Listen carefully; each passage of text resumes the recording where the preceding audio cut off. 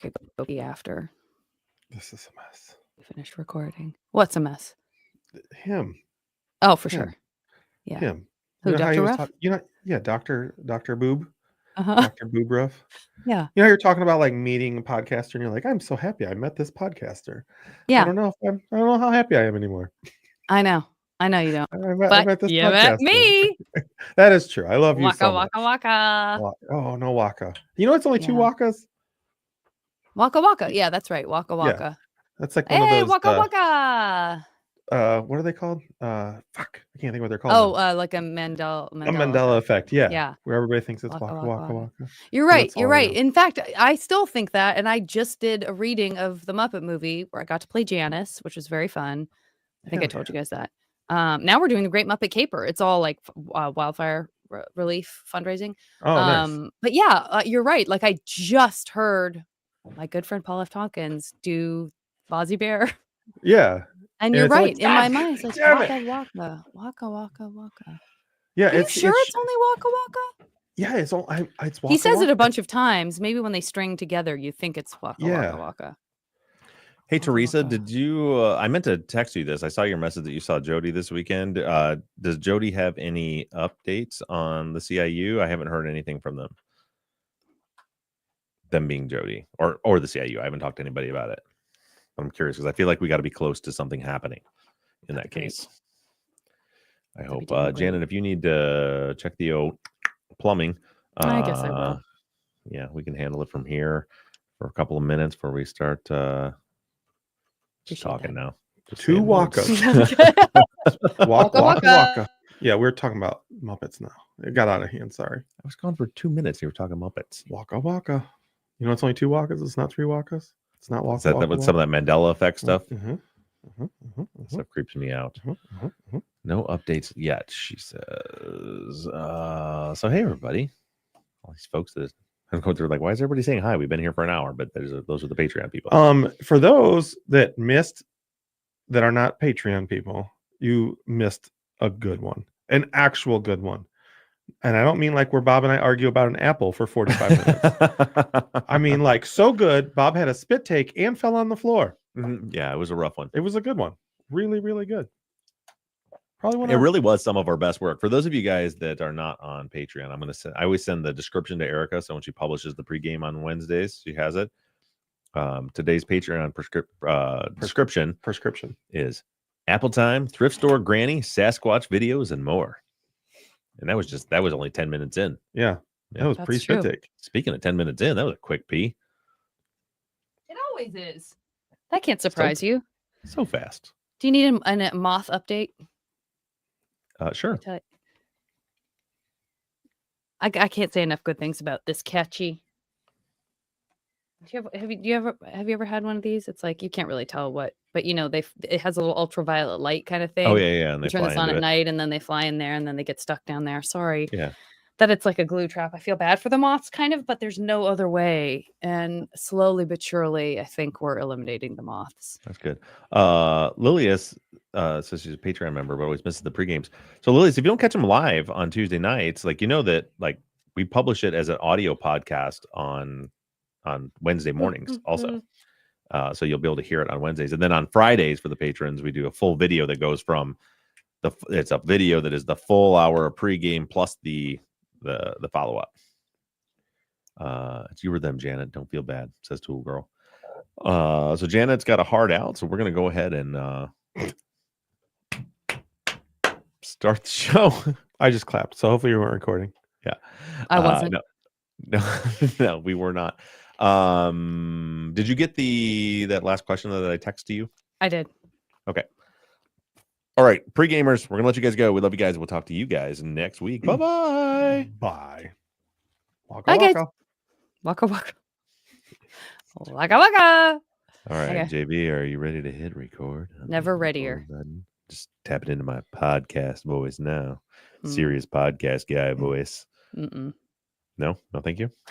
All right, let's hit record. Recording. 1,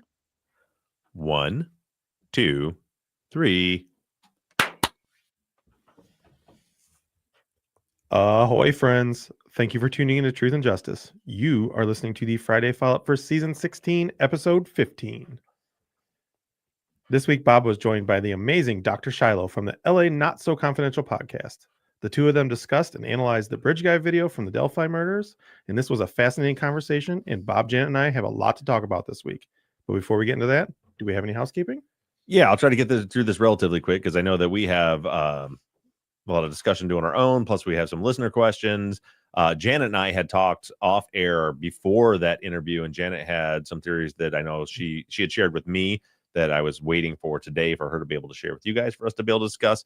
So real quickly, two big things that I want to talk about to let you guys know what's going on. One is our season 17 case. Just to let you guys know where we're at with that. We have officially signed all the NDAs. We are officially on the case now. There was some back and forth. I think I talked about a little bit. Maybe it might have been in the pregame for the patrons last week that they'd sent it, but then there was questions about being able to interview the person in prison. So we had to get all that cleared. There's a lot of hoops to jump through, but we're officially on board right now. Erica is already right now going through and to start to outline episodes. I'm on spring break next week. So we actually get to be in the office together, which would be a nice change. I don't think I've actually seen Erica in person in like a month. Oh, wow. Yeah, it's been a while since we were just texting last night and it was like, when was the last time we saw each other? So I'm looking forward to that just because I've been able to see her for a while, and then we're going to be able to work together, and we're going to start storyboarding out and laying out episodes and stuff with the case. As far as timing, when that's going to come out, I don't know just yet because we haven't been able, because we've had to wait till we had all this approval. We haven't recorded any interviews yet. And also the attorneys have assets that we have not had access to yet. So they shared so what we've had up till now is all the publicly available documents, anything you could get through a FOIA request. And, but they have other stuff that's like work product that we can use, maybe interviews they've conducted with people along the way. So now we got to bring that stuff in. Part of what Erica's doing is laying out outlines for like how we'll put together an episode, and she's identifying these are people that we need to interview about these things. So some of you guys that really like these types of episodes, it's be great for you. Somebody that are just chomping at the bit, starts at season 17, maybe not so great, but I think it's going to be a little bit. Eric and I talked about yesterday or the day before that maybe we just wait till June, just plan on doing the next 7-8 weeks of this while we get prepped.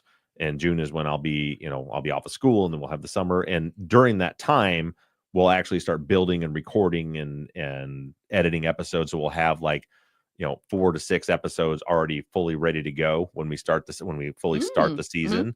But I don't want to rush it because this case, you guys will see, I'll give you, when we get a little closer, I'll give you guys some more hints about it. Zach and Janet know enough about it to know it's complicated and there's a lot of people involved. So that's what we're going to make sure we take our time and make sure we address. And also, this is a case that we're hoping to be able to file a petition and get this conviction overturned. So there's also a lot of things where we're we don't want to let the cat out of the bag, so to speak, early on until after there's certain people that we've talked to. So we're still kind of getting all our ducks in the row there. So on the good side, we are good to go. It is definitely happening. Season 17, 100% is going to be this case. It's just a matter of building out the episodes. So we may just do kind of the talk show thing for, to get us through into, through April and May, and then start it there in June. May come sooner depending on what happens, but I just don't want to rush this one. There's so much information, so many details that I want to make sure that we really do a good job of getting it right. And it's also one of the cases, not too dissimilar from Pinyon Pines, where there's so many things happening and so many balls in the air, where I don't want to be in the position where we're okay, it's Friday, we got this one done, and then on Monday we got to okay, let's start from scratch and start building out the rundown to make another episode, because there's too much going on and it's easy to miss things. So I want us to have enough episodes where we have a little buffer where we're working a few weeks ahead of ourselves. So it's still, basically in real time with you guys, we'll be a little bit behind. And then of course we'll use the follow-ups as always to get your input and move forward, but to give us enough of a buffer where we can make sure that we're taking our time to do everything right. So that's the status update for season 17. And also want to let you guys know as far as the Underestimated podcast, where we're at with that, because I see there's been several Facebook posts and messages, people asking what's going on with it. So tomorrow, when you guys are listening to this on Friday, it will have happened on Wednesday. The third and final episode on the Skelton brothers is coming out this Wednesday. So that group is we just today before I left class, we hit publish on their final episode of their first 3 on that one, and we all cheered like they were finally done, because that group has been, the other groups I try to give them like break days, because it's such hard work and they're just grinding it every single day. That group has had to work through all those to meet all these deadlines. So I was like, you guys can take a little breather before you move on to your next series. And they had a tough time with it. This episode is actually even shorter than the other ones, partially because they had stuff already done, and then there was a huge development in the case. And it was just like, oh, this stuff that they had already recorded, not just written, I'd already recorded, is irrelevant. So they had to kind of cut it back. And we said, let's just cut it down. We'll add some stuff about that, and then we'll put it forward. But I'm super excited about this. The group that won the race to go second is the Jeanette Robertson group. Nice. Robertson, no T, which is, if you guys have been hearing me talk about that case for 8 months, that is a case that is like I'm completely obsessed with. I fully think it's solvable. It's a crazy case. The group that's working on it, led by Chelsea and Stephanie, have just done incredible work on it. And they have built out a series of episodes that is just they're just bangers. They're just absolute bangers. They've done everything from their research, their writing, their editing is just fantastic. I cannot wait for you guys to hear it. These will be much longer episodes than you've heard of the Skelton brothers. This is part of the reason the Skelton brother group was first, is because their episodes were short. These are 25-30 minute long episodes. They have a ton of audio assets, so I'm really excited. So next week, when we're on spring break, the episode 1 of the Jeanette Robertson case is going to drop. And we even talked today, because they're all like doing the math. They're like, wait a minute, Mr. Ruff, these episodes are still going to be dropping through the summer when we're gone. I'm like, yeah, because they're all working on another set of episodes after these 3. And so there's 15 weeks of episodes plus everything they put out after it. So they asked me today, like, can we like do 2 episodes a week at some point? So that may be coming. We're going to look at it. If we have enough groups are done, I think all of the groups are done through episode 2 is what they're supposed to have by the end of this week. If we get everybody to where everybody's got everything ready to go, then for them to be able to hear it while they're still in school, and also for you, there's so many people that are really chomping at the bit to hear the next ones.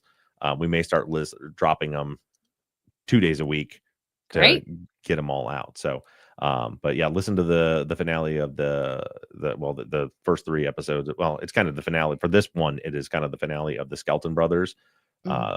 Tomorrow for you watching live, Wednesday for those of you that didn't, and then make sure you tune in next Wednesday. I promise you're going to be hooked. This case is going to blow your freaking minds. The Jeanette Robertson case. Sounds like we know who's getting an A.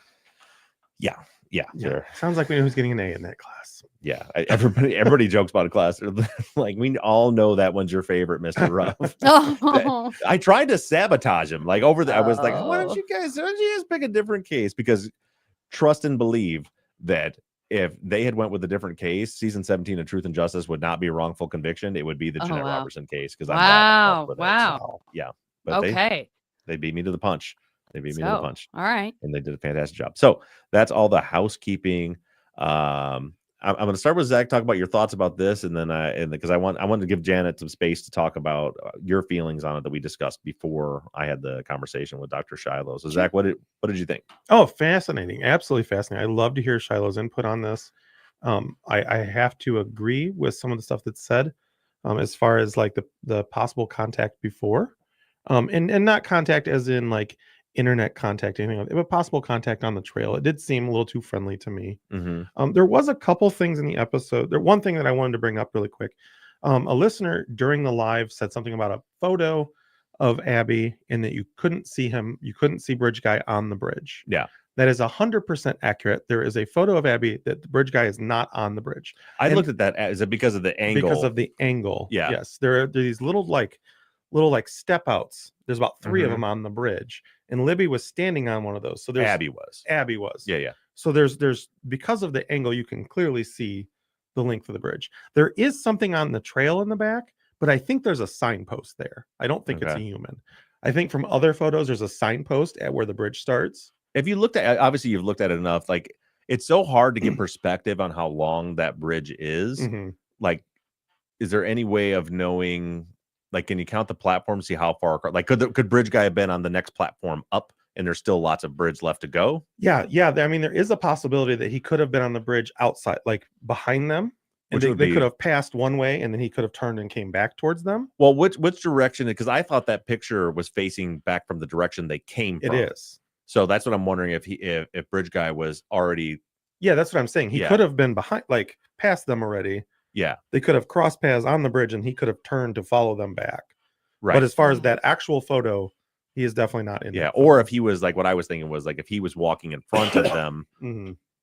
or like I was saying, like if, what I was getting at was like if he was on the bridge and he was walking in front of them, say he's 20 steps ahead of them, and they stop at that platform and take the picture, and then bridge guy continues up and he stops at the next platform, and then they continue on and Mhm. end up connecting with him there. So I think that, I guess what I'm getting at is the fact that you can't see him on the spot between where they're at to the beginning of the bridge doesn't mean he wasn't already between that spot in the end of the Right. bridge.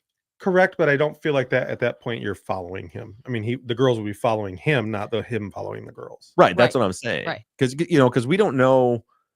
There's so much, and it kind of goes back to like Dr. Shiloh and my opinion as well, that I think there's been previous contact. I think as we're sitting here, kind of, I'm thinking out loud as we're talking, that it almost supports that theory more, because so we all but know from that picture, Mhm. the bridge guy, when they were, let's say call it halfway across the bridge, was not between them in the beginning of the bridge. Correct. Right. So if that means where he was between them in the end of the bridge, but they end up in front of him, that means they would have Passed him, absolutely yeah. passed him. They would have absolutely made, and I think you can almost guarantee, you can't guarantee they spoke to him, but you can almost guarantee, because we know he's there at the end because we see the video. Yes. And we know Right. he's not there when she takes the picture, Right. which that almost the only possible explanation left is that he was already between them and the end of the bridge at that point. Which I think then, lends to the idea that in one way or another, there had to have been contact with him as they passed him in order to get to the end of the bridge. Okay. Because I don't see him being that far behind And being able to catch up on that bridge. unless they stood at that platform for 25 minutes. Yeah. Well, and Right. you don't know how long they played around on the bridge towards the other end as well. Right. The moment where they're discussing the path, and this comes in question of what is said, whether it's there be a gun or that down, or what is it? We go down That we here? go down. Yeah, we go down, or we whatever. She says, yeah, it's either that we go down or that be a gun. Okay, so it's my opinion, not to go back and forth on this.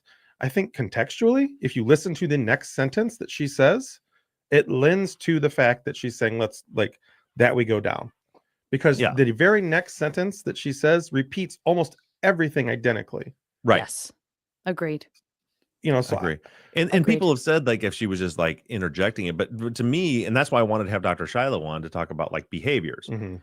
is if it was like she kind of interrupted herself, like she was saying, there's no path over here, so right over here is the path, and then she sees a gun and says, that be a gun, or there be a gun, or that's Mhm. a gun, whatever they think she said, and then she turns around and says, yeah, there's no path down here, so we have to go down here. Right. I think more so than Right. what you hear is if in that moment she had seen a gun, I don't think that literally a half of a second later she goes back to talking about that. I think that I think, and it's obviously it's speculation, but I think there would be a reaction of some kind Mhm.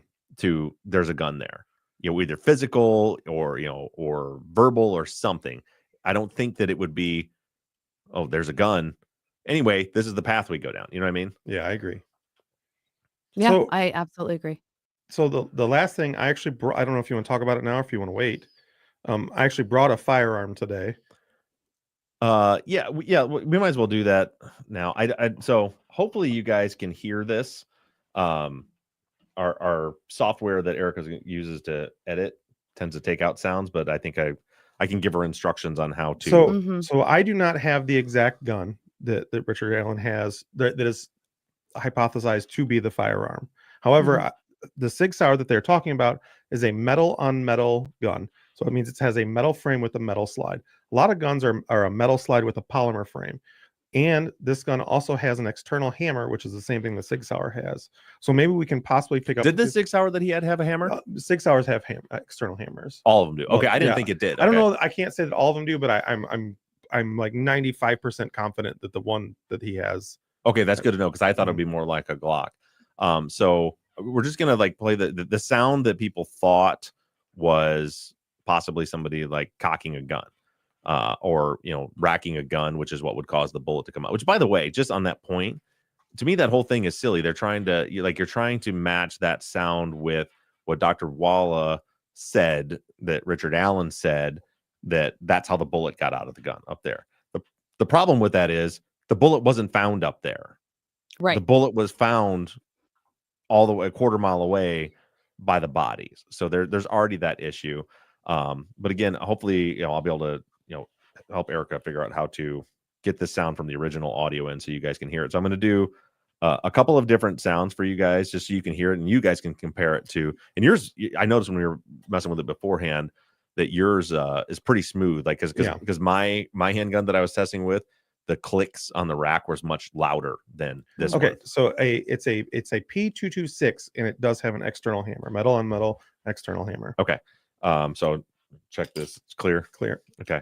So this is the sound that people think they hear is somebody racking a gun. I'm going to do it twice. Once I'm going to do it right next to this very amplified microphone.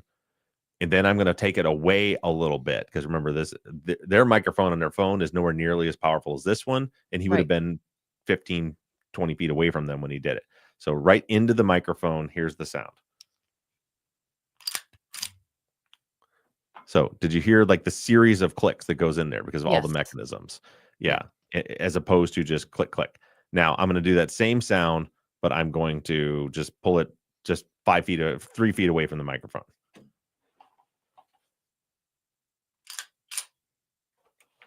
Okay, so that would be way louder than you would hear on a phone from outside. Also, we're in a room that contains the sound as opposed to being outdoors with other things like that. The other sound that I hypothesized, if it were to be a gun, that I thought it might have been, would have been the cock of a hammer. Because when I analyze the actual sound waves, there are only 2 clicks, and this is why I thought it could be a hammer being cocked. Could you guys hear that? Yeah. Now you heard it kind of rest back a little bit, so there was actually 3 cocks there. I'll try it again. But even with that, I'm still holding pressure on it because it's spring loaded. When I let go of it, well, you don't quite hear it, but there can be another click there. But that was the sound that I thought it could have been. But again, let me move back just a couple of feet.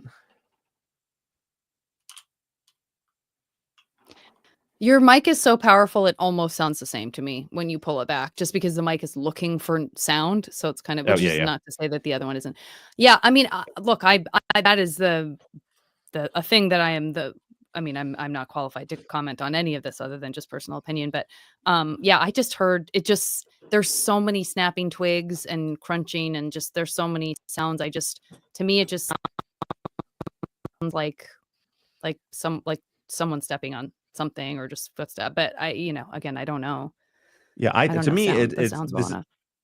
To me, this is a case where people are starting with a conclusion and then trying to find evidence to fit the conclusion.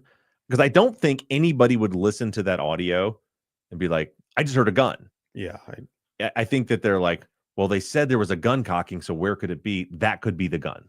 You know what I mean? Right. So there's a bit of a difference there. Something that Susan said that she didn't hear the series of clicks.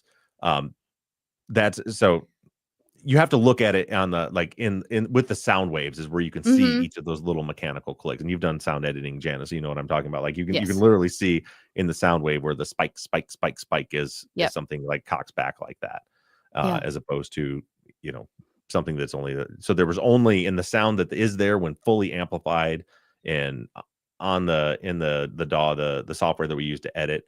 I can see 2 little clicks which to me sound like twig snapping. But there's definitely not a whole series like a gun racking like that. Yeah, it just, to me, it does not sound the same. And again, it's my opinion, but it just does not sound the same. Also, Erica, this is not, you can edit this part out. This is for the live stream, just so we can go through this again. Bob and I are on the opposite side of the table. Bob is not pointing the gun at me. The gun is pointing in a completely safe direction. I know it looks like it was pointing at me in the video. Oh, yeah. It is not. Yeah, Zach is over there. Gun was pointed over there. Yes. Yeah, to be clear. Yeah. Back to the podcast. Okay, so yeah, we went through that, and now Janet, you want to share your thoughts and the additional kind of ideas that you had that were kind of in line with what Shiloh and I were talking with, but with a little slight variation. Yeah. Well, first of all, before I say this, I do want to acknowledge Valeria's comment on the Facebook because in speaking about behaviors and behavioral analysis, I think this is really good to get out in front of anything I say. Valeria says, I just want to comment that it's very difficult for us to judge whether Abby and Libby were scared or worried or anything because we don't have a baseline of how they sounded and acted on a normal day. True. And because we know what ended up happening. It's difficult to approach this video from a totally neutral position. Such a great point. Yeah. So true. Like, absolutely acknowledge that and 100% no. And it really does become sort of anecdotal or, what do you think you would do in the situation? That can be really dangerous as far as like if we were sitting on a jury talking about what we would or wouldn't do or, Yeah. I think so. I really, really appreciate that. And I really want to acknowledge that. Yeah. I also want before you move on for that. I also want to point out too, that was part of it in the behavioral analysis. We didn't talk much about she sounds scared. Because of that exact reason. It was more to do with like, are there indications in her speech and behavior that indicate that there has been prior contact? Yes. Right. Yeah. So as much as I know a lot of people like in the Facebook page and stuff and all over the internet are debating, they sound terrified, they sound nervous, they sound, whatever. And like, I feel like they seem nervous, but that's again, that's, we don't have the baseline and nobody can make that. Neither did Dr. Shiloh try to say that. Yeah, I can. Like she mentioned, her hands are in her pocket. Somebody might say that means that they're nervous, but also, it's cold. There's bridge. There's all different. We don't know. The same with the sniffle. Like exactly those kinds of sounds. So yeah, that's all. And it's a really hard video to watch. It's a really hard video to listen to. Was not expecting to get emotional. The thing that I was texting with Shiloh after you guys did your live, because I watched it and I found it to be very valuable. I really appreciated so much what Shiloh said kind of towards the end, but when you were talking about feeling like you were in a more neutral position, Bob, just trying to understand kind of what happened and feeling like you could sort of see the confirmation bias and stuff. And I really appreciated that Shiloh said that like we're in a place and time right now in this day and age where like to not have an opinion or to take a side is like perceived as a weakness. I thought was really like a really good reminder. I don't know. It really stuck out to me when she said that. I was like, God, that's so true. And we talk about that, but sometimes someone just like articulates something in such a clear way in a moment that you're just like, oh, it's so true. Like the pressure to feel like you have this strong take on something is just very pervasive right now. And I just appreciated like anytime you are given permission by someone that you respect to like not know. It felt, it can be frustrating, especially because a lot of people who are drawn to this kind of conversation and these kinds of things is because we do want to help and we do want to solve the puzzle and we do want to make the world better. And it can be very tempting for all of us and I'm very guilty of it. And I don't want to say guilty because that's like too harsh of a term, but we all have the capacity to form an opinion and have the right intention. But sometimes like also we just have to be able to say, God, I don't know. This is an opinion. This is purely an opinion.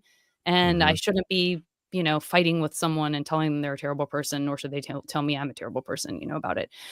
So I really appreciate that. I appreciated your point about, the ethics of sharing it and discussing it and analyzing it. And that Shiloh had, tries to ask herself that question whenever she's talking about something like this, as I think many of us do. And that she really felt like it's important to be able to look at stuff like this to say, like, no adult needs help from a child, if indeed that Yeah. is what happened, and just using it as a way to amplify, like, keep your kids safe. And that doesn't mean they can't have their lives, and doesn't mean that they can't have opportunities and privacy and all that kind of stuff, but just really hitting home, like, how do you perceive situations, and all of the stuff about being socialized as a girl to put your safety second chilled me to the bone.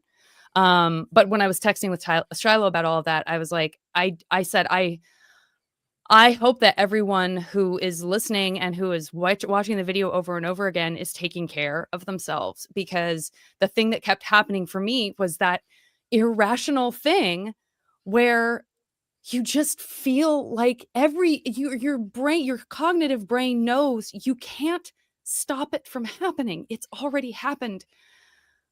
But I just kept feeling like I can still stop this, So I just think it's really hard.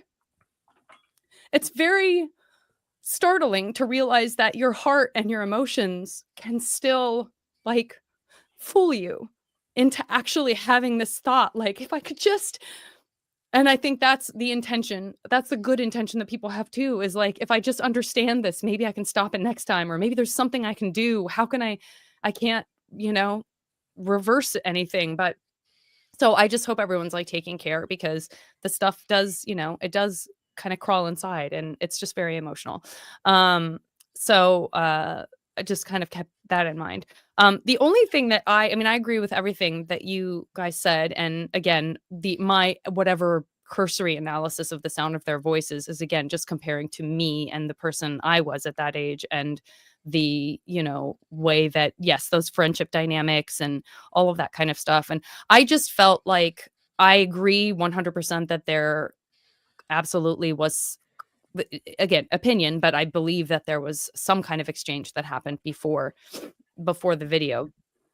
I felt like, in addition to the idea of building rapport and what Shiloh was talking about, and she really does have such great expertise and experience, like, very on the job, hands-on experience with sex offenders. With the sort of, like, build the rapport and kind of make them your friend, is I also was thinking about, and it's come up very recently with the West Memphis 3, this idea of how children respond to authority. And so I also thought it was possible that, instead of it being a friendly rapport, that it could have been someone saying, hey, I'm a park ranger, I'm undercover, but it's illegal to be on this bridge. This is not safe for you guys. I'm going to have to walk you out off the property, so I know you're safe, and I know you don't come back across that bridge. You should not be up here. And then being like, oh, okay, like, oops, we're in trouble. Like, we did something wrong, or this is you're about to step onto my property.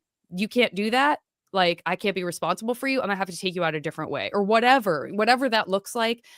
Whether, that person has the right to say that, whether any of that is true at all, just the idea of, like, exercising authority as intimidation, and even putting, because of that socializing that many young women experience, putting them on the back foot and feeling like they're in trouble or they've done something wrong. And so you don't necessarily need to cock a gun at someone if you've already shamed them, or if you've already made them feel like I'm in charge and you're wrong here.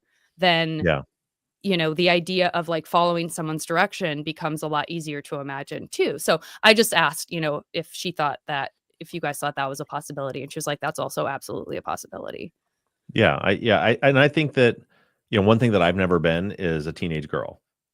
So, I have no frame of reference from that. So, like, me looking at it from the outside. So I don't think that the reaction you had to it and how it relates to you should be dismissed in any way, because, like, that, like, you could put yourself in that position, and I'm not able to do that.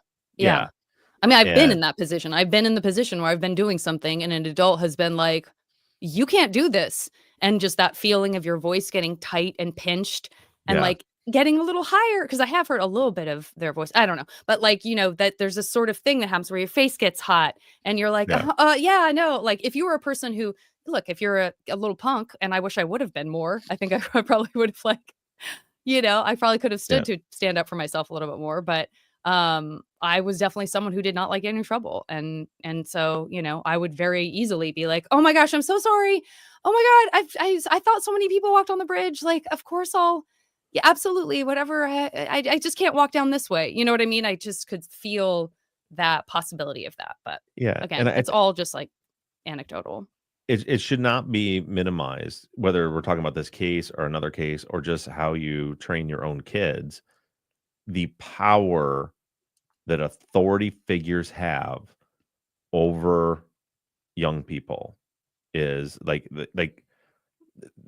I mean, they can someone who should not have authority over a young person, just being an adult and speaking with authority, like creates compliance. And we've seen it in, we talk about Jesse Miss Kelly and Brendan Dassey and, cases like that where it's, well, they want me to say this, so I'm going to say it. But it goes so much further than that. So like, I don't think it's something that should be overlooked at all in any, whether, whatever the scenario is. But yeah, there, to me, what I found was their reaction and their immediate reaction to down the hill when they started, like I pointed out, like when you're looking at Abby's feet, the minute he says the second he says down the hill, boom, the feet start moving down the hill. That immediate compliance can come from a figure coming from a place of authority, which could just be that they're an adult, or any version that we've talked to about that. But that was the thing that was the behavior to me that jumped out at me, that made me feel like there's been a conversation before this. Like they're already have identified this person as an authority figure of some kind that to me felt like he's getting them to do something they don't necessarily want to do. Right. We just don't know what, obviously we don't know if that interaction even happened, but if it happened, we don't know what that interaction was. Yeah. But I definitely think that whatever happened started with him being established at some point to them as he's an authority figure and we have to do what this person says. Yeah. Yeah, I mean, I think, but and that, all that being said, just the experience of walking a direction and passing someone because they have been ostensibly, or even you've seen it happen or you assume it happened, that somebody was walking the opposite way from you and then they turn around and they start following you, is fucking terrifying. Yeah, Like, and again, as a woman, as a child, as anything, like, I've also had that happen to me, and it is immediate feeling of just, "What is happening? How scared do I need to be? Where do I need to stay? Do I need to confront this person? Can I avoid this?" Like, that's a whole thing on its own too. and this is one of many of the reasons why I think it's so valuable to have you here, because like that, like I can try to understand it, but I can't put myself there, because again, I've never been a teenage girl, and I think Zach are probably the same way. Yeah. Like the way my mind would have worked at that, even at that age, because of my my roughneck upbringing, would have been like, am I have to kick this guy's ass? Like, you know what I Right. mean? You know what I mean? Like Yeah. it's a different, and that's not for like all boys, but that was my experience as a boy. Like I thought I was tough as shit and I wasn't afraid of anything. So like that feeling of vulnerability is it's not the first thing that pops into my head, because that's not the way that I would react to it. Right. Right. Yeah. No, I agree. Yeah. Really great feedback from folks. There are a couple questions, and then, again, some interesting opinions about kind of what people are hearing and all of that. So are you guys cool if we kind of pop into some of that now? Yeah, let's do it. Okay, great. Sarah says, can you clarify what you meant, what Dr. Shiloh meant by previous contact with Bridge Guy? We're kind of talking about that right now. My impression of Yeah. what Dr. Shiloh meant was on the path or bridge before the girls crossed as an opening move. I Yeah, don't know I if I think felt like she was that exact, like maybe no, she didn't know what yeah. I don't think she was, and I don't have an opinion on that either way. What I think happened, which my opinion based on, whatever my analysis of it is that somewhere, whether it be before they got to the bridge, based on what we just talked about with that picture, I think probably on the bridge, there was Mhm. some kind of contact. And I think that I still lean towards it was, it might have been like, hey, let's go up here. I want to show you something. And just the way, and again, this is just like the way my mind's eye sees it. I don't want to come across as like, oh, I've cracked the code and I figured this out, because that's not what I'm saying. The way my mind's eye sees it is them like on the bridge. This guy starts talking to him. They're like, "Oh, I don't want to talk to this old creepy guy." But again, there's that authority. He's an adult. He's an authority figure, and he says, "Hey, on the other side of the bridge, I've got XYZ to show you. I've got a puppy over here, whatever it is. Let's go look at it." And they're like, "No, we have to go." Like, "Oh no, it's fine. You'll be fine. It'll take 2 minutes." I'm picturing something like that, right? Whereas like just fine, where it's like this, like his words are kind, but really he is insisting, like they don't have a choice in the matter. Mm-hmm. And I think that that they would be like, okay, all right, I guess, because again, it's an authority figure. They feel like they're complying even though they don't want to. Or something like Janet is talking, where like again, somewhere on the bridge is like, "Hey, what are you guys doing here? You can't be over here. You have to go down this way," for whatever reason. But I think that somewhere, I don't know if it was on the other side of the bridge. Again, what we just talked about with that picture. I think personally, I tend to think it probably happened on the bridge. But I just think that somewhere, and I think what Dr. Shiloh was getting at is that somewhere prior to when that video was turned on, that they had spoken to that man prior to that. And I think and I think that's all the farther and even that's a hypothesis, but I don't think that we can really, like, again, what I was just saying is just kind of like my hypothesis about it. But if I were to back it up and be more basic about it, it's just that somewhere on the bridge before that video was turned on, that they had spoken to him. Yeah. Yeah. Mr. Scott, I see you in here. You say they were in such danger online and at the bridge. Hell of a coincidence. Yeah, that's really interesting. Can someone remind me, like, exactly what was established to be the online danger they were in? Like, they were approached by Keegan? Keegan Klein had a catfishing account that was Anthony_shots. I truly do believe that this is a coincidence. I don't think the two are connected in the slightest yeah. bit. But what it is Keegan Klein was contacting young women, getting them to send him photos, Right. disgusting things. But there was no connection with Keegan Klein and Richard Allen, or even Delphi for that matter. But he made contact with both Abby and Libby. Like, what was proven? I believe just Libby. Yeah, and the coincidence came in that they had contact with him that very day. Yes. And is my mind making things up, or am I remembering correctly that there was discussion about meeting in those contacts? I cannot remember clearly. I cannot say enough that I would back it up to say I don't believe that there was. Yeah. I thought it was more. We would remember. I mean, I don't know, but I feel like we would remember if it was like they established a real rapport with him, and then he was talking about wanting to meet them, and somehow he could have found out. I just don't know. I just don't remember, because I think with all the transcripts, yeah. With all the transcripts that were released, I don't remember any plan to meet up. I thought it was more that he was just being a pervert more than He was just like, "Hey, girls." Yeah. The one thing that I'm certain of is that he had contact with them like that afternoon. Yes, that is true, and that is how they led to him. Was they found this contact via her phone back to him, and that's how he got arrested and was charged with child pornography and all sorts of other things. But kind of on a side note, another thing that has like really frustrated me with this investigation, to kind of talk to, go into kind of the quality of the investigation, which is something I've had a big problem with, is there's contact from her phone, which the police had, with this guy on the day of. He's not tracked down by police till 5 years later? Something like that, yeah. Like, how is that fucking possible? Like that, and again, I don't think that he probably had anything to do with this. Mm-hmm. I think you're right. My opinion is I think it's probably a coincidence.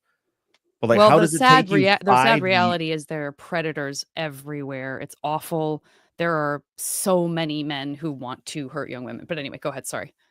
But my point is, like, how does it take you 5 years or 4 years, however long it was, to get in contact with this guy? And maybe there was all kinds of like VPNs, all this crazy stuff that took forever to get it. But like that just seems like it was like a dropped ball. Even if he could have been like talked to and cleared in 2017, like it just, to me, it's insane that it takes him that long to get to him. I agree. Okay, so Sarah, hopefully that helps. Solomon says Abby's initial whisper sounds like she was asking, "Is he behind me?"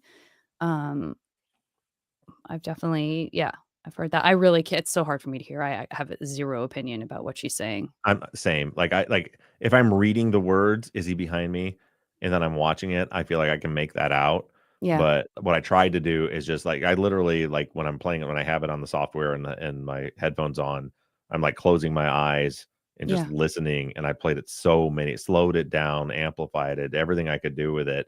And I cannot make out what she's saying. I try to yeah, like read her lips. That's why I zoomed in on that video that I yeah, published. I tried to yeah, like zoom in and see if it, but I can't tell. yeah. The time at which the other one that the three of us seem to agree, and Shiloh seem to agree, seems like this is the path that we have to go down, is interesting because I actually listened to that quickly, and when I sped it up, it felt like it could be no other thing that she was saying. Like I heard it so clearly. Me too. Strangely, when you speed it up faster than normal, it literally just it sounds like this is the path that we go down. I Like had to have it seems crisp, but what do I yeah, know? like I had to have someone point it out to me because I listened through it and without looking at too much social media when I finally had time to get on the computer and listen. And I was listening to it because I was listening for a couple things. I was listening for a gun, and I was listening for Libby talking about a gun because that's what the prosecution said, right? That she was talking about a gun. Right, And I listened to it and was like, she never says anything about a gun. right. Never says anywhere. And then somebody said, it's at the part where she's talking about going down the hill. And so I actually made an Instagram post. I think I deleted it afterwards because I was like, so I cleaned up the audio for the part before it, and I'm like, she's clearly talking about a path. And I Yeah. posted that like on my Instagram, and somebody was like, no, it's not that part. It's the part right before that part. Uh-huh, Right. right. And I was like, what are you? And then somebody had to like spell it out for me. She says, this is the path that be a gun.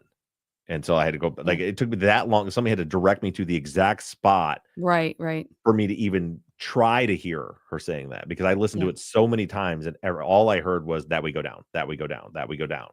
Yeah. Burn, B, I do feel confident that we have a good answer for you on this. There is background noise that suddenly occurs when Bridge Guy speaks that is in no other part of the audio. Why is that? It must have been enhanced and they didn't really release the original in altered recording. Also, it seems to me a mistake to have held this back for so long. Agree. Yeah, Is agree. what And agree yeah, question mark is what Burn's asking. yeah. And so the audio in the episode I played the original, and it's pretty clear in the original. The guys down the hill. It's like it's pretty clear.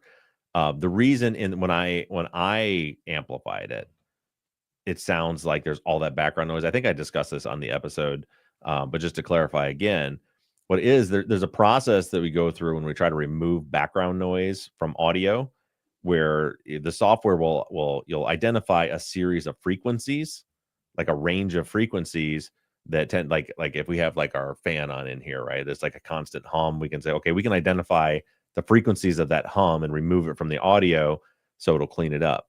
The problem is when he says down the hill is there's also like stepping on like branches, gravel, whatever, right when he's talking. And the frequencies, when I like try to analyze the sound, the frequencies that are in the background noise, too many of them match up with the exact same frequencies in his voice. So when you remove the background noise, it sounds like eh, eh, Hmm. it cuts out his voice.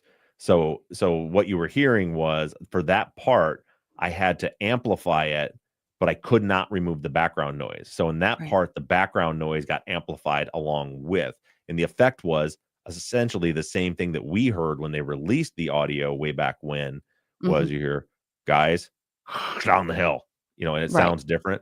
They Right.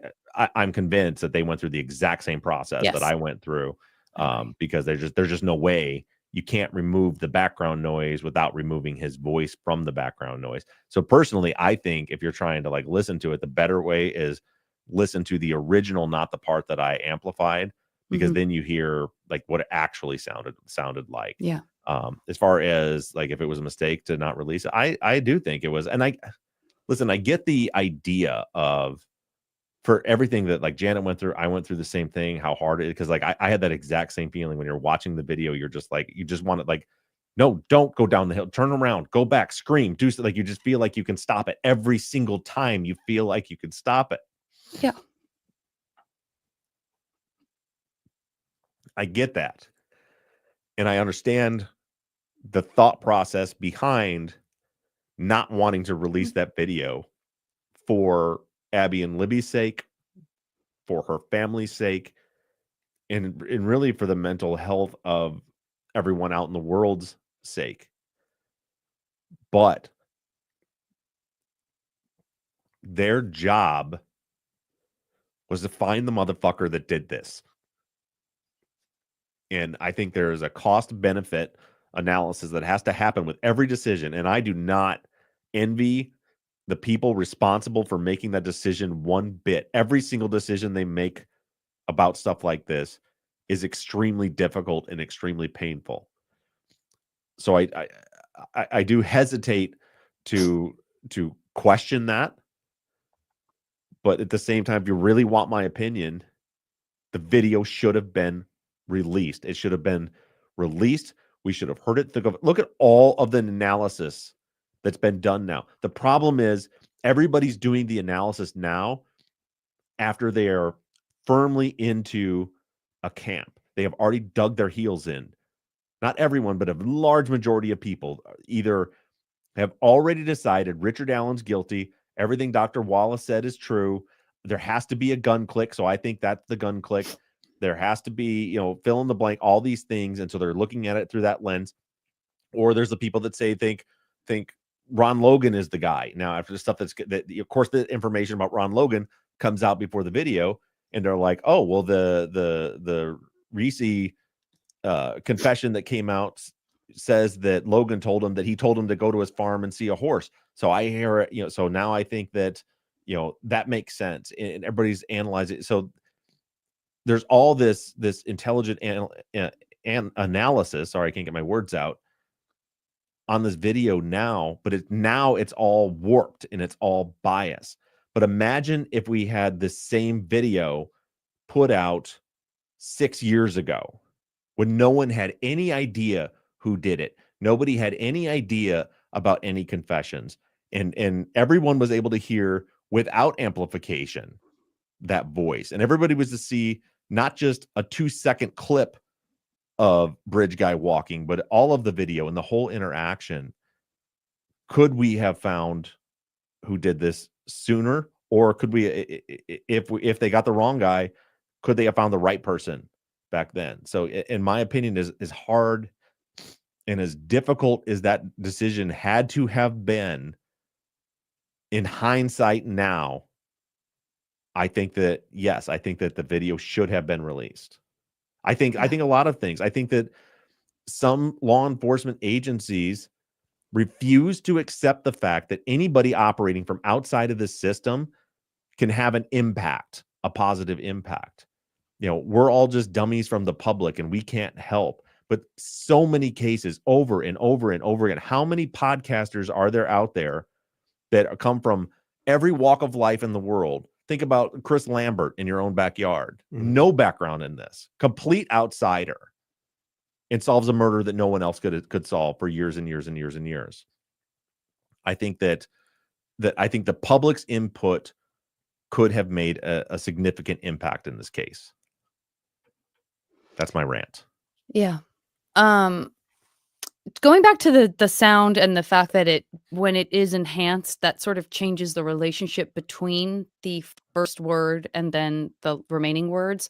Taya, and I could be absolutely not saying that right, Teah, but I'm going to say Taya, says, I have heard speculation that the Hey Guys and Down the Hill were two different people. And I was wondering the way Bob analyzed this and sound data confirmed this idea or not. I think that, to me, comes from the version that they put out there, part of it being enhanced and then sounding different. And then I think it's those audio editing things that we were just talking about. When I listen to the same person. Yeah, when I listen to the original, I feel very confident it's the same person. Yeah. And I agree with you that I really thought like, oh, maybe they were flanked by two different people, but I agree that the video, I just didn't. It's very hard to imagine there being another person There's certainly no there evidence there was another person. there's no evidence that there's another person.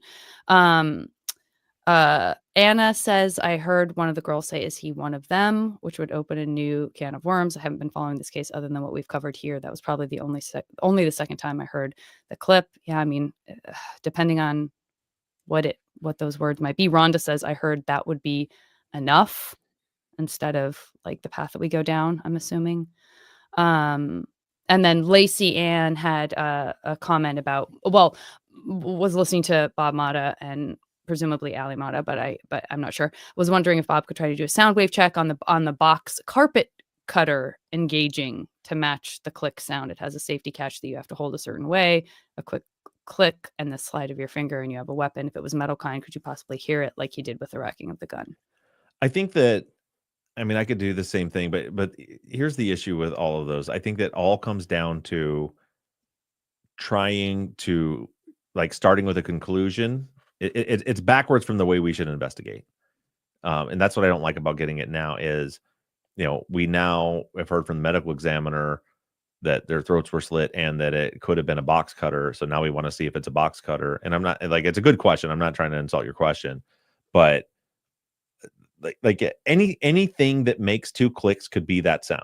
That could be stepping on a twig. It could be two rocks clicking together. It could be a gun hammer pulling back. It could be a metal gun hitting a rivet on a belt buckle or something. It could be anything. But so this kind of goes back to what I was saying towards the end of the episode is that in these discussions, you have to realize that we don't know. Even if I can, this isn't CSI, it's not like we're going to do that and you're like, oh, there's a very distinct, unique signature for the sound that a box cutter makes, and it was 100% that. At best, you could say could have been, right? And that's with everything. That's about the people that are convinced that Bridge Guy was tall, and the people that were convinced that Bridge Guy is short, and they were convinced that it's, it's two different guys, or that we're, all the different things everyone is convinced about. Like I said, you're just not. I'm not. Not that you're not convinced, but you don't know. None of us know. Like, we do not have the science and technology and the expertise to know these things. So, the short answer is I could probably do it just thinking of what the sound waves look like and the sound that a box cutter make. Could I make it make two clicks like that? Yeah. Yeah. Does that mean that it was a box cutter? No. Yeah. Well, that's kind of going back to what, I was saying earlier, which is Lacey Ann just wants to try to help understand this. Like, that's where we all come from, is like, how can we help put the pieces together and be of service or of use and feel like we can understand it better. So, I mean, I think, I agree with you that the impulse totally makes sense. And it is a good question. I continue to think, like, again, I really, really don't, I'm so neutral about whether or not Richard Allen is responsible. I really am. What I'm not neutral about is I don't care for some of the ways that evidence was, in some cases, like, manufactured. If you want to say that saying that be a gun is like was used to convict someone, when I don't believe that that's what was being said, and then the gun evidence, like, those are things that trouble me deeply, just like they trouble you and they trouble many other people. It absolutely could still be him. I'm totally not saying I think that he's innocent or guilty. I really don't know. The things that I feel stronger about are things that have to do with, how investigations are run and stuff like that. But I think you could be anyone, and you could look, you could also make the argument, like, if you just pull out a gun and rack it, two girls might start screaming. That's a huge risk. Like, you might not need any weapon at all. You might open your jacket and show that you're carrying. You might have a knife that you pull out of a sheath. Like, there are so many things that you could or couldn't do to have control that it's troublesome that those are things that get used to point in a certain direction, when that to me is not, like, evidence. Yeah. That's all. But it absolutely could have been him doing, with or without a gun. I have no idea, Yeah. And that's the thing is, it's just the order of operations of the investigation that's frustrating. Is like, doing a suspect driven investigation where like you got your guy, now let's see if we can find evidence to convince the guy or to convict the guy, and we're just going to really push the envelope to try to win. And that's what you have to realize. That's what's happening. That's what prosecutors do. And I'm not even saying it's a bad thing, but that's what they do. Once they've decided this person is charged, then their job from that point forward is to try to do everything they can to build a case against them to win in court. And I don't know that they did anything that was like illegal, but I would say kind of unethical for sure. Like, for example, that be a gun or that we go down, that whole thing, right?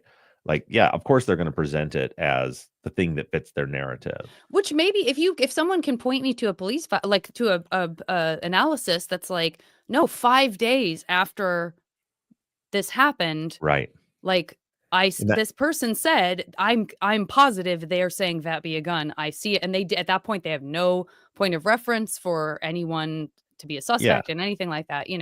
Like that may have happened. I don't know. And that's what I'm hoping at some point they make public the police file stuff so we can get hands on FOIA requests and things and look at it, because like that is precisely the point.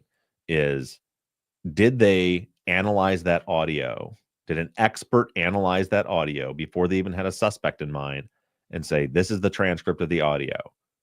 They say, this is the path, that be a gun.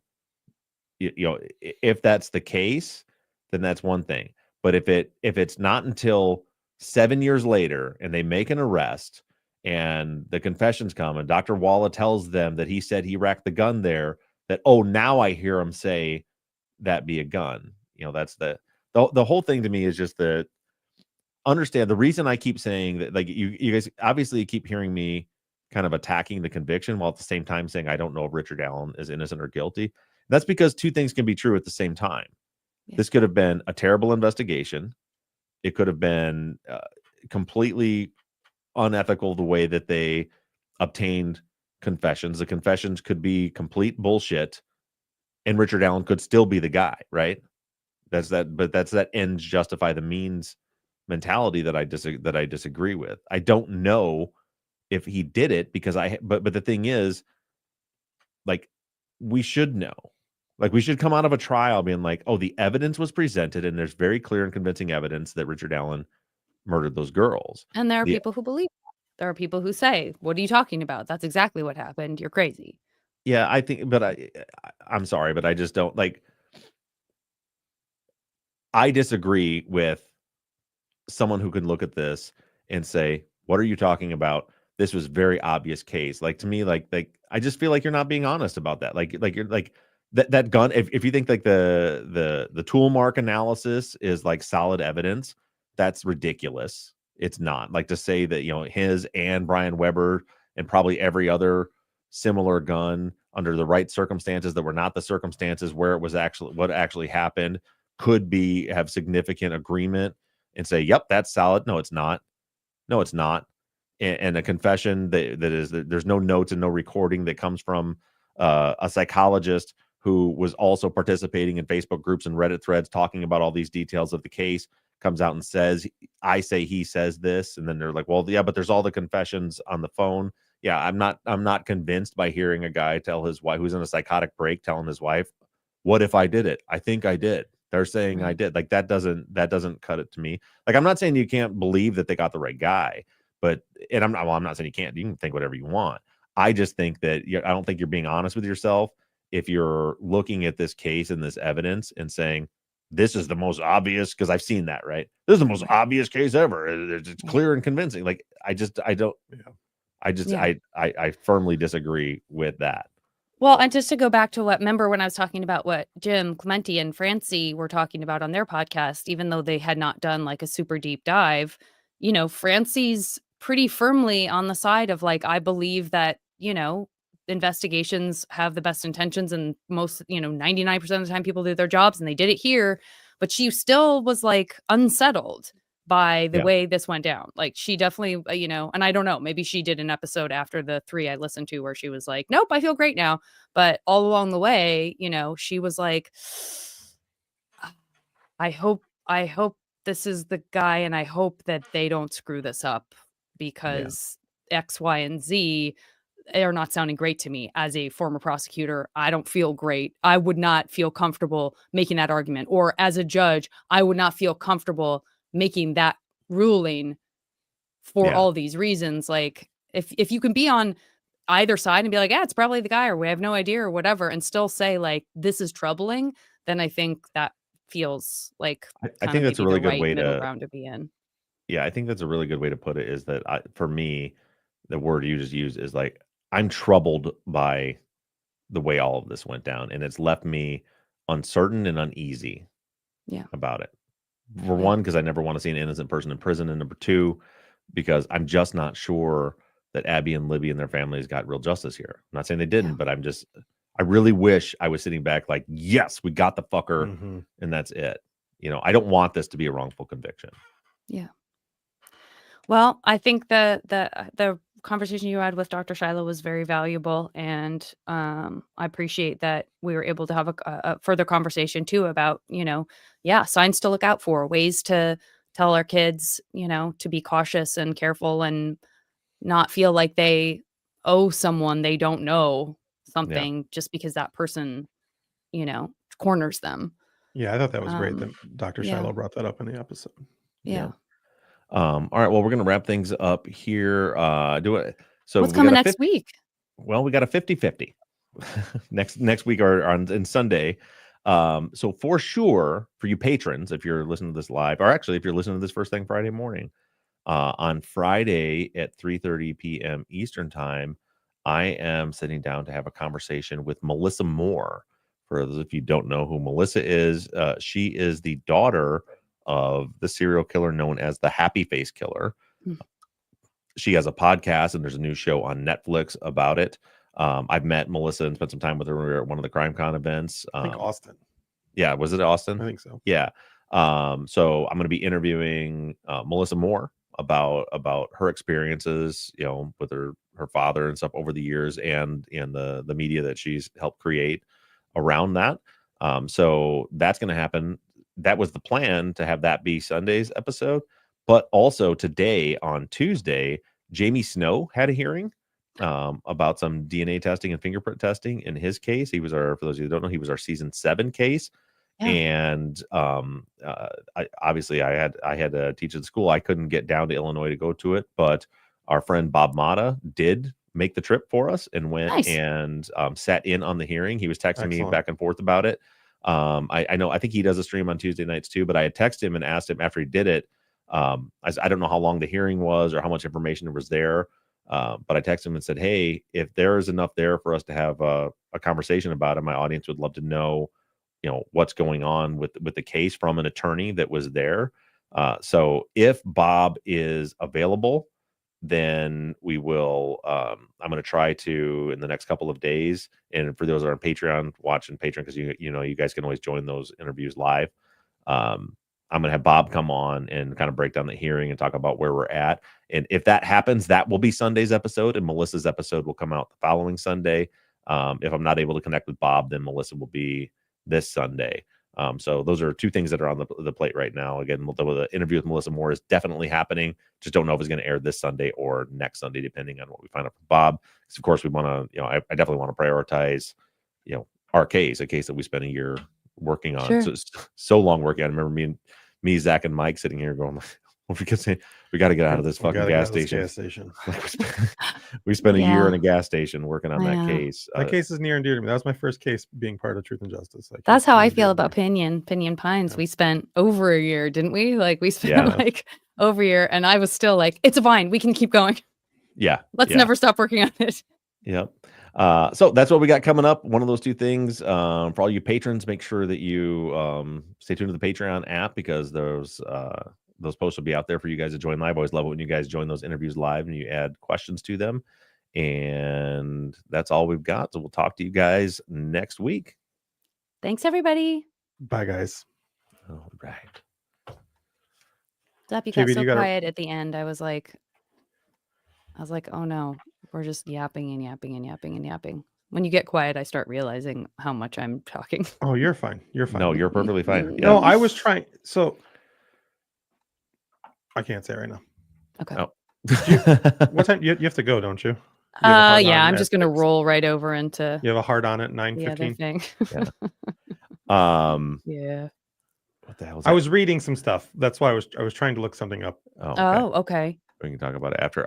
Yeah, I see Susan said that the Karen Reed is starting it. Like, I don't know, because I thought about this week because I'm always trying to do like in these like both between like highlighting content creators and then also like trying to like talk about things that are kind of in the news Mhm. right now in true crime. And I know there's some stuff going on with Karen Reed's case. I don't know what, because I thought she already had her trial, so I don't know what's happening with I that. don't. I'm so behind on that too. I'm very I don't know. unaware of what's going on. I don't know a thing about that case. I've completely missed that one. Yeah. And then there's some stuff going on with the Brian Colbert, the Idaho college murders. I don't know if there's like a trial happening, but I see like on X like a lot of people like talking about that too. And that one does interest me. I don't know much about it, but it does interest me. But I don't know who to go with on that one. So I don't know. I may circle back around to those just because they're things that everybody's interested in right now. Yeah. I do know for sure that it was Austin that we met Melissa Moore, because that was when I had like a realization of what was happening, because we met her, and then there was at the same time that our live was going on, one of the victims from Ariel Castro was speaking. Oh, and we had people in our session, and I was like, there are people here. Why are we here to see us? Like, why are people here? There are like, I want to go listen to that woman. I don't want to like, yeah. So that's when I had like, I know that's when we met her, because I had that same realization, like meeting her, that I'm like, we're just two guys that talk about this. Yeah, like I'm super excited to talk to her too, because like we went out for drinks after I went with I was with the 2020 producers. We sat and went and had drinks, and dinner, I think, whatever we did. But yeah, like super cool, and like the stuff she was sharing, and we talked about that day, like we need to do I need to have you come on the app. We were still doing True Crime Binge at the time, so I was like, I need to have you on True Crime Binge, and then like we stopped doing True Crime Binge, and it never happened. It was just I turned on Netflix and I saw Happy Face pop up. I'm like, oh shit, Melissa, this would be a good time to have Melissa on. Yeah. Cool. Oh, cool. Well, we'll let you go, All right. Janet. I know guess you got something to do. I guess I gotta go pee and then log into this. But this was great. Thanks, guys. Thanks. And thank you, Monica, Love for the ya. information. She said they're just dropping new docs for the Colbert case. Oh, gotcha. Colbert case. Gotcha. All right. Love you, Janet. Talk to you later. Love you guys. Bye. See you guys. Wait.